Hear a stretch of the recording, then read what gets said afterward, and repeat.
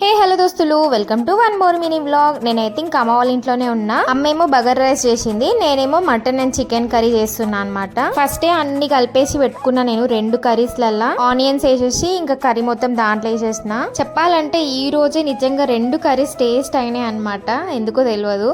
Mutton అయితే పొయ్యి మీద వేసేసిన, ఇప్పుడు చికెన్ అయితే కలిపేస్తున్నా అన్ని వేసేసి. కూరలు 2 పొయ్యి మీద వేసి ఇంకా బయట కూర్చున్నా కొద్దిసేపు. నేనేమో తిన్నాక అన్ని పనులు అయిపోయినాక గిన్నెలు కడుగుతాం, మమ్మీ వెంటనే కడిగేస్తా ఉంటది. మా అమ్మ వాళ్ళ ఇంట్లో ఒక కుక్కర్ ఉంది, దాని స్పెషల్ ఏంటంటే సెకండ్ కి ఒక విజిల్ వస్తూనే ఉన్నాయి అనమాట వెంటనే. ఇంకా వంట అయితే రెడీ అయిపోయింది. ఇదేమో బగారా రైస్, ఇంకా మటన్ కర్రీ, చికెన్ కర్రీ. తినడానికి రెడీగా ఉన్న మనుషులు వీళ్ళంతా.